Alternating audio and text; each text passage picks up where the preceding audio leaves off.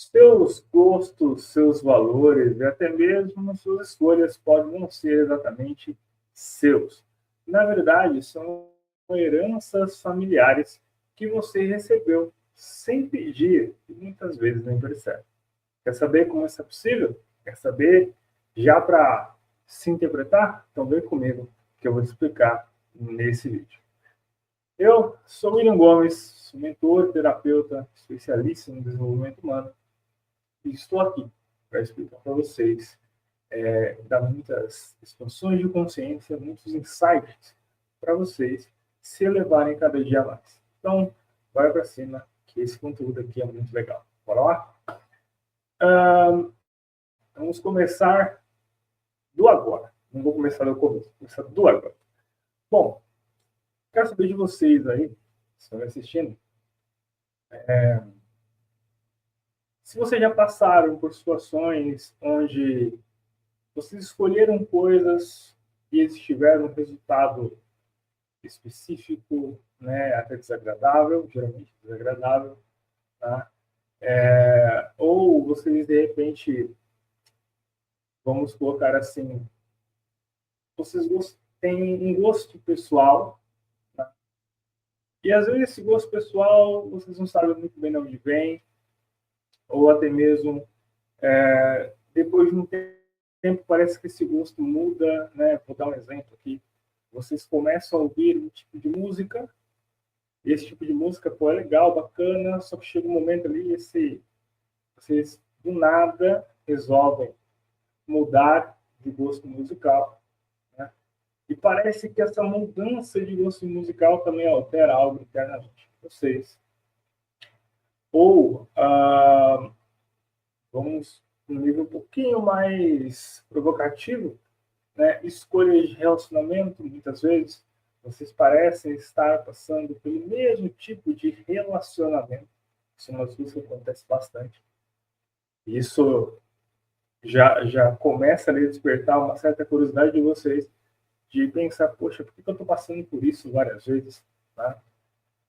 Ou até mesmo vocês querem empreender, querem investir em um negócio, em alguma coisa, mas parece que algo interno, algo invisível trava vocês não conseguem progredir naquilo. Está fazendo algum sentido? Se sim, já comenta aqui para mim se está fazendo sentido. Tá. Se isso ressoou com vocês, acho que muitas coisas agora vão começar a cair, muitas fichinhas aí. O que acontece? A própria psicologia, ela já demonstra, né, ela já traz para a gente várias informações de que tudo que as nossas mães passaram com a gente no ventre, a gente absorve. Sensações, alegrias, raiva, sentimentos de diversas formas aí, tá? Até as coisas que elas consumiam, nós absorvemos e muitas vezes a gente acaba achando que é um gosto nosso. Não é, não é. Às vezes você está ali na barriga da sua mãe e seu pai, né, não continua com vocês, de repente ele abandona vocês, que acontece muito.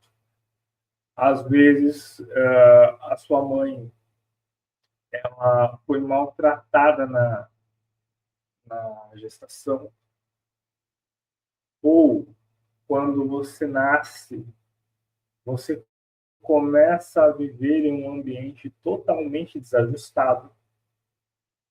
Willi, isso tem a ver com as minhas escolhas. É aí que é o ponto-chave.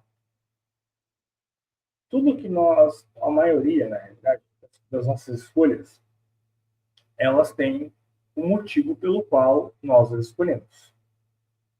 E não é necessariamente o que você está vendo aqui, tá? É lá atrás. Se vocês forem estudar um pouquinho mais a fundo aí, né? Você pega grandes nomes, né, como Joseph Murphy, por exemplo, Napoleon Hill, por exemplo, eles vão falar basicamente isso também. né? Neurocientistas também falam bastante, que é o quê? Tudo hoje é um reflexo do que você já passou. O nosso inconsciente, ele é responsável por montar padrões e fazer nós agirmos daquela forma. William, como assim? Imagine que você foi maltratado na sua infância. Foi xingado, criticado e diminuído de alguma forma. Quando você vai crescendo e aquilo vai se repetindo, porque começa a se repetir, o seu inconsciente ele vai olhar para aquela cena toda que você está passando e ele vai entender o que? A minha vida é desse jeito, então eu preciso me comportar dessa forma. Você vai começar a entrar em lugares, conversar com pessoas, onde você vai se sentir daquele jeito. Porque para você é a sua realidade. Entende? E isso vai gerar o quê? Padrões de comportamento, onde a sua realidade ela é uma pessoa que é diminuída, humilhada, maltratada, ela não tem voz. Geralmente pessoas nesse tipo têm a voz mais fina ou mais apagada, não tem tanta força na voz, não consegue se expressar, né? E isso você vai levando para os dias atuais, você vai se tornando uma pessoa adulta, e aí você começa a se relacionar, e aí é onde você entra possivelmente, e na maioria das vezes que acontece, em relacionamentos abusivos, o relacionamento tóxico, ou você tem um relacionamento com pessoas narcisistas. Você está em um emprego onde o dono é narcisista. Por quê? Você é a pessoa que foi maltratada. E ele é a pessoa que vai te fazer se tornar daquele jeito ou passar para aqui de novo. Às vezes, você escolhe, por exemplo, um perfume. Esse perfume, o que ele vai fazer? Ele vai remeter a memórias que você já teve. Ah, eu lembro da minha mãe. Ah, eu lembro do meu pai no perfume. O que é isso? É uma memória de associação. Então, o seu gosto hoje, ele está totalmente associado ao que você passou lá atrás. Se você escolhe, por exemplo, dormir sempre com a luz acesa, olha para trás. Quanto medo você já passou? Quantas vezes você se preocupou em viver em um lugar onde você não conseguia enxergar essas possibilidades? E aí você cresce com um hábito de ficar com a luz acesa. Só que esse hábito tem um motivo. As nossas escolhas, elas são derivadas de coisas que nós passamos, acreditamos, só que a gente reflete isso nas nossas escolhas. O emprego que você supostamente gosta, talvez seja impulsionado pelo medo lá atrás. Um exemplo, até fiz uma pergunta recentemente para uma pessoa que ela quer se tornar neurocientista, neurobiologista, uma coisa assim. Não, microbiologista, é algo desse tipo, na área da saúde. Né? E eu perguntei para ela o que motivou você a entrar nessa área. E aí ela me fala o seguinte: a minha mãe, ela sofreu muitos anos com um tumor.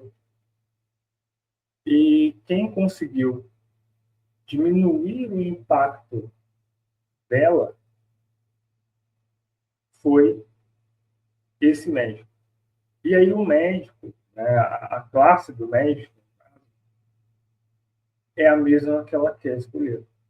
Ou seja, ela associou aquilo como salvar a vida da mãe. Porque talvez ela era impotente, E ela não tinha o que fazer. Ela se sentia presa. Aí ela enxerga uma solução. Então, aquilo gera nela um estado emocional que faz, eu preciso seguir esse caminho para salvar minha mãe depois. Só que a pessoa não associa isso. Né? Ela acha que, pô, achei legal e quero salvar vidas e tal. Tá tudo certo. Só que esse não é o real motivo. O real motivo é eu preciso estar pronta e preparada para salvar ou ajudar a minha mãe porque eu não fui capaz de fazê-lo. Olha só como as coisas mudam. De repente você escolhe ser advogado, advogada, pelo simples motivo de você ter visto ou a sua mãe, o seu pai, ou até mesmo você, ser injustiçado. E aí você encontra na advocacia um meio legal de não ser mais injustiçado, não fazer injustiça com você, e você poder revidar com autoridade e autonomia. Tá vendo como as coisas começam a fazer sentido? Uma pessoa que eu mesmo, por exemplo, falo sobre mim aqui, eu escolhi ser terapeuta após um momento muito pesado na minha vida que eu passei há uns anos atrás. Isso me impulsionou. Só que quando eu comecei a entender essa natureza de que não é de agora, é lá atrás, o que eu percebi? É, lá atrás, eu fui muito prejudicado, maltratado. Minha mãe também. E sim, mas sempre eu gostei de ajudar a pessoa desde pequeno. Eu tenho memórias minhas claras que desde os meus 10 anos eu ajudo pessoas com conselhos, orientações. E isso vai te moldando. Eu aparentemente eu enxerguei que ajudar pessoas era benéfico para mim, até porque minha mãe fazia muito isso. Minha mãe ainda faz, né? Ela sempre ajudou pessoas desde pequena e detalhe, não só pessoas vivas, né? Minha mãe também tinha uma ligação muito forte espiritualmente. Então minha mãe ela recebia informações, vamos dizer assim, de outros planos. E eu sempre estava junto com ela, para ela ajudar quem estava do outro lado e quem estava aqui, que era parente dessa pessoa. Então, a ajuda sempre teve presente na minha vida desde pequeno. E aí você vai crescendo e encontra, no meu caso, no, no mundo do desenvolvimento humano, basicamente a sua profissão. Entende? Não que você vai mudar depois, ou que você vai acha que isso é errado. Não é isso, tá, pessoal? Na verdade, eu estou querendo que vocês entendam e comecem a analisar se os passos que vocês estão dando são de vocês ou são dos seus pais, seus irmãos, por exemplo. Entende? Então, assim, as nossas escolhas, as nossas ações, os nossos pensamentos também podem não ser nossos. William, como assim eu penso? Você pensa. Só que a influência que está na sua cabeça não é sua. William, me explica? Claro que eu explico. Vamos colocar algo muito, muito típico, né, das pessoas. Quando você quer arriscar alguma coisa nova e vem na sua voz, você não vai conseguir. Isso não é para você, desiste. O que é isso? Você nunca falou isso para você, mas alguém falou para você ou perto de você. Se alguém falou para você ou perto de você, aquilo gerou um sentimento em você, que é um sentimento de repressão, de se sentir aprisionado, de diminuição, enfim, é um sentimento depreciativo. E aí, o que acontece? Quando você está num momento de arriscar, essa frase vem e aciona. Tá vendo? Esse pensamento não é seu. Pessoas que querem fazer algo desagradável por si próprio, eu não vou falar aqui até tudo aqui, mas começa com S, termina com O, é isso. Com S e termina com O. Se eu errei, corrijo depois. Mas é isso. É algo contra si. Não é ela que está fazendo com ela. Na maioria das vezes, ela está sendo impulsionada por uma pressão interna que faz ela se sentir pequena e até mesmo sem energia, sem condições, sem opções. E a única coisa que ela vê é não estar mais presente nesse plano. Entendeu? E isso não é dela. Lá atrás isso aconteceu. Essa pressão, essa. E a única coisa que, às vezes, até lá atrás, ela mesma ouviu isso.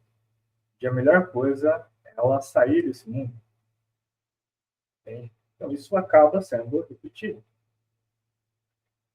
Ou, né, eu gosto muito de comer tal prato. Pô, legal, certo. Mas por que você gosta? Não, porque eu gosto. Não, não é porque você gosta. Quem já fez esse prato para você? Ou qual memória você tem com esse prato? Talvez seja a melhor pergunta. É mais fácil de acionar as coisas. Quais memórias você tem com esse prato?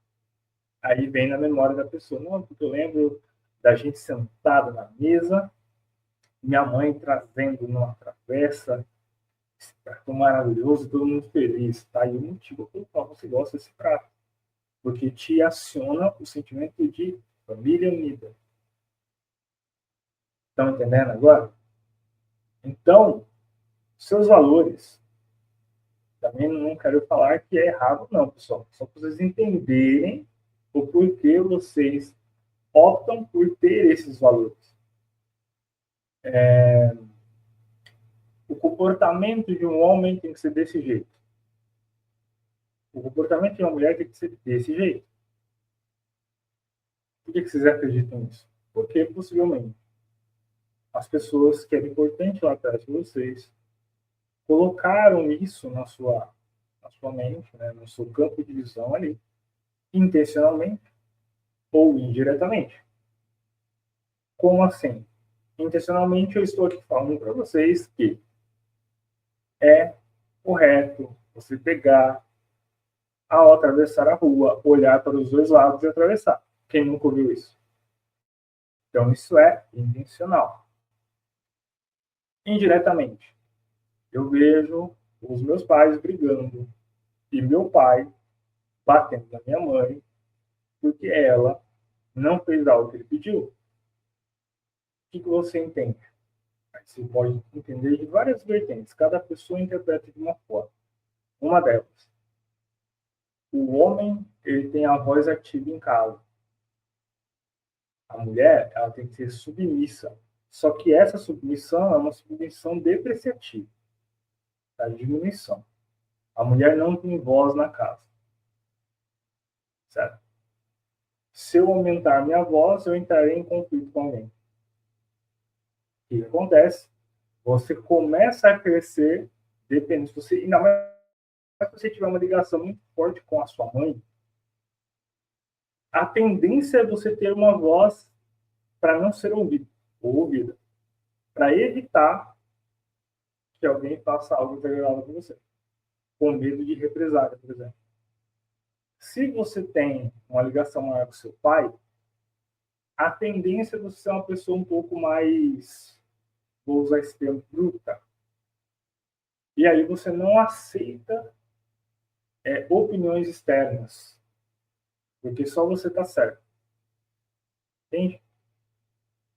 Então, isso vai te moldando. E aí você se torna uma pessoa com certas escolhas, só que essas escolhas, valores, gostos, não é necessariamente seus. É porque você criou uma representação de coisas que você passou lá atrás, foi se repetindo ao longo dos anos, E hoje você supostamente se forma um adulto, ou até mesmo um adolescente, com esses padrões de comportamentos, pensamentos, sentimentos e ações. E verbais também. Porque a gente verbaliza o que nós aprendemos. E aquela ação verbal, ela tem um fator sentimental que gera o impacto também que a gente espera. Então, trouxe vocês até aqui, para vocês entenderem e analisarem, tá? O que eu estou fazendo hoje, que pode ser herança dos meus pais, ou da onde eu cresci, ou dos meus avós, ou das pessoas que conviveram na minha infância. E aí você começa a filtrar isso em você. Outra coisa é vocês, novamente, não é que é certo ou errado, até porque certo e errado não existe, existe ponto de vista. Tá? Claro que tem um senso comum, mas aí cada um tem um ponto de vista diferente, o que faz a pessoa ter a própria verdade dela. Mas não é esse o ponto. O ponto é que não é porque vocês têm essas escolhas hoje que vocês vão jogar tudo pro ar e tal. Não. Mas se é algo que está gerando resultados indesejáveis, pode ser mudado facilmente. Analisa. Pô, nossa, isso aqui não tá legal. Onde eu aprendi isso daqui? Olha para trás, dá uma vasculhadinha ali e consegue ressignificar. Como que eu ressignifico esse tipo de coisa que eu não quero? Simples. Identifica 3 informações. Que agora eu vou entregar uma coisa que eu só uso nos meus atendimentos. Mas isso é bem simples, tá? Vocês vão identificar quais imagens aquela situação tem para vocês, né? Quais memórias, né, vocês têm. Quais os sons linkados a isso. E os sons que eu digo não é música apenas. Barulho, não. Frases. Porque as frases soam e nós captamos a vibração através dos nossos ouvidos. Então, o auditivo não é apenas uma música ou um barulho que estava acontecendo naquele momento, na rua, enfim. É também a frase que você ouviu, as palavras que foram proferidas naquele momento, elogios, enfim. Então, vocês vão puxar as memórias, são as imagens, as cenas, o auditivo, que são ali os padrões verbais, os sonoros, né, os padrões sonoros, e o sinestésico, que é o principal. E depois, o que é o principal? O sinestésico, ele tem 4 pilares, que é o paladar, o olfato, que você sente o gosto e o cheiro, então você tem o aroma, que você captou daquela memória, e você tem o gosto, de repente você estava consumindo alguma coisa, no ar tinha alguma coisa ali que adentrou a sua papila, tá, gustativa. Só que aí você também tem a sensação física, que a gente chama de somatização, a reação física, de repente uma coceira, uma pontada, enfim. E o principal, que é o sentimento. Qual sentimento essas informações têm em você? Você captou isso? Anotou? Agora, o que você faz? Vocês imaginam destruindo tudo aquilo. Jogando todo o sentimento num único lugar. Com todas essas memórias. E vocês imaginam jogar isso fora. E ao jogar isso fora, basicamente você diminui ou zera essa intensidade porque você captou todas as informações associadas àquilo que você quer resolver. Fez isso, vamos dizer assim que 90% das vezes as coisas são eliminadas, são reprogramadas, são reprocessadas. E aí você consegue colocar novas informações no lugar. Tá? Se por acaso vocês quiserem uma ajuda, né, ou até mesmo quiser passar por um processo desse, ou até uma explicação um pouco mais do fundo, eu vou deixar o link do meu WhatsApp aqui embaixo.